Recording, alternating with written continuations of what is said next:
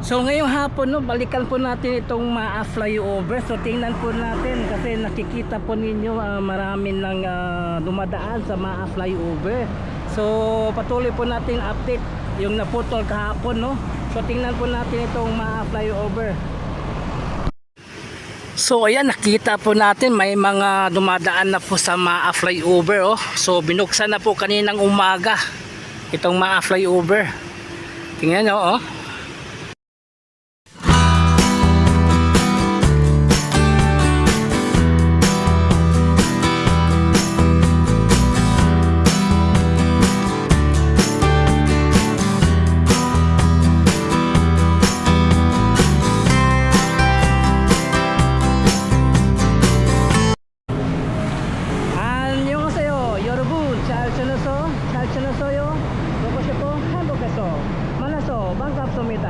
Ako po si Christopher Patal. So balikan po natin itong Maa flyover kasi March 1 magbubukas na itong Maa flyover.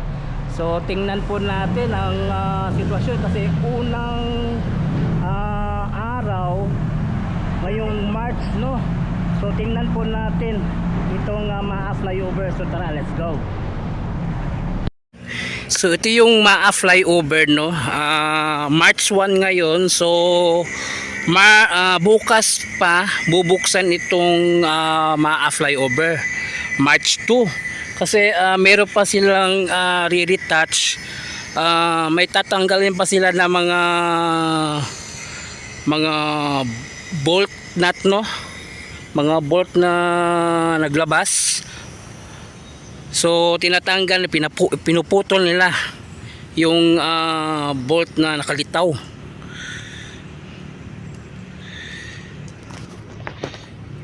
So bukas abang-abangan po natin ito March 2 sa pagbukas kasi kahapon yung inauguration no, kahapon ginanap dito.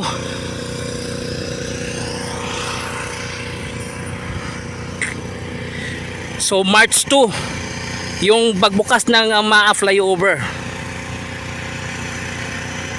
So balikan pa natin bukas.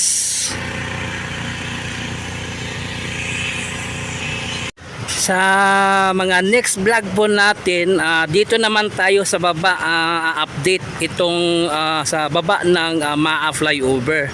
Itong widening sa pagsisemento at sa paglagay ng center island dito.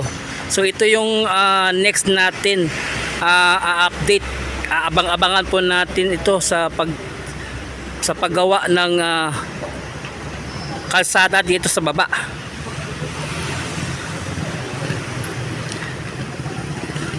So tomorrow March 2 sigurado na bubuksan na itong Maa flyover.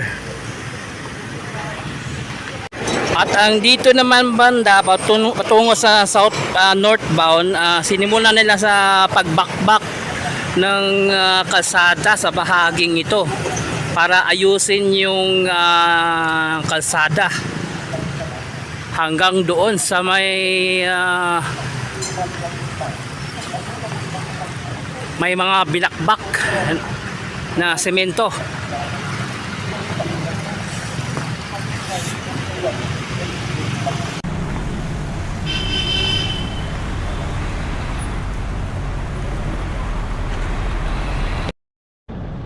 So ngayong hapon no, balikan po natin itong Maa flyover. So tingnan po natin kasi nakikita po ninyo marami nang dumadaan sa Maa flyover.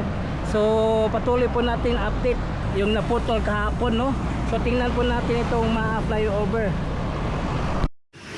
So ayan, nakita po natin may mga dumadaan na po sa Maa flyover oh. So binuksan na po kaninang umaga itong Maa flyover.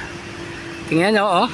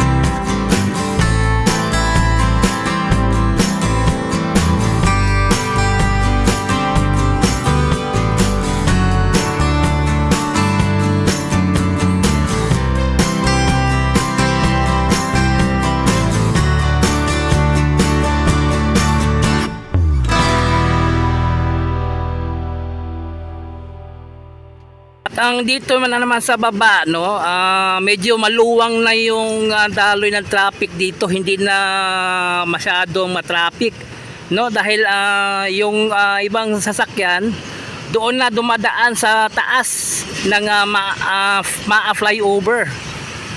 So ang luwang na dito, no. So dito naman sila binabanatan yung sa paggawa ng kalsada sa baba ng flyover.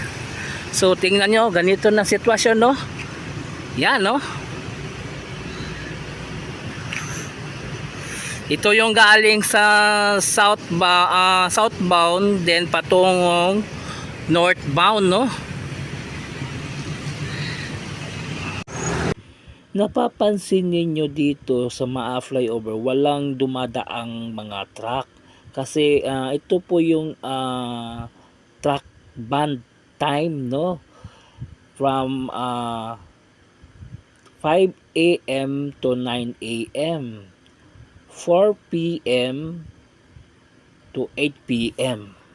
So ito po yung mga oras na hindi pwede dumaan ng mga truck dito, no, sa flyover. So ito po yung schedule ng truck band dito. 5 a.m. to 9 p.m. then 4 p.m. to 8 p.m. So yun lang ang oras na hindi pwede makadaan ng mga truck. So after doon sa 8 p.m. pwede na makadaan ang mga truck sa flyover. So ito po yung traffic advisory. So nakikita po natin, ito na yung flyover. So nagagamit na talaga. So nabuksan po kaninang umaga, no. So nakikita nyo ang daloy ng traffic, no. Pati sa kabila, ang luwang, no. Ang luwang ng kalsada pati dito. So kasi bukas na po yung flyover. So nagagamit na talaga sa publiko, no. So anong masasabi niyo sa flyover? Tulad nito, truck. So sa tabi sila nagdadaan, pati ito. So walang dadaan sa flyover, no. Mamaya sila dadaan, pwede.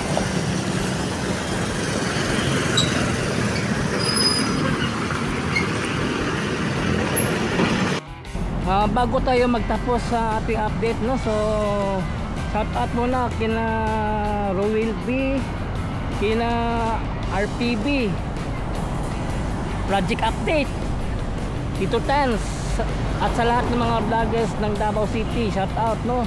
So okay na, maganda na yung flyover, no, gamit na. So yun, please subscribe to my channel, Pispicor TV.